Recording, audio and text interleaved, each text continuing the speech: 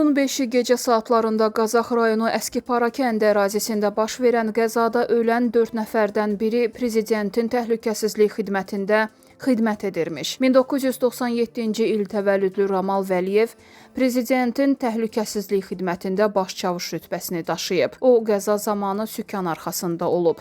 Ramal Vəliyev ata olacağı xəbərini aldıqdan sonra bu sevincli xəbəri dostları ilə birlikdə qeyd etməyə gedirmiş. 3 ildir övlad həsrəti çəkən çavuş bu xəbəri eşidər-eşitməz yaxın dostları ilə görüşüb həmin gün yola çıxıblar.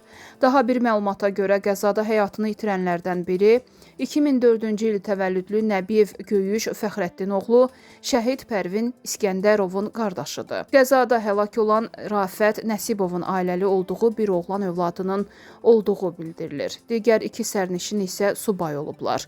Baş Dövlət Yol Polisi İdarəsinin yaydığı məlumatdakı ilkin ehtimallar görə qəzanın baş verməsinə səbəb nəqliyyat vasitəsinin yüksək sürətlə və sərxoş halda idarə edilməsi olub. Xatırladaq ki, kənd ərazisində BMW markalı avtomobil ağır qəza törədib. Qəza nəticəsində sürücü Ramal Vəliyev və avtomobildə olan 3 sərnişin, 1997-ci il təvəllüdlü Nəsirov Rafət Mahiroğlu, 2004-cü il təvəllüdlü Nəbiyev Göyüş Fəxrəddin oğlu və 2000-ci il təvəllüdlü Əhmədov Zaur Mahmudoğlu hadisə yerində həyatlarını itiriblər.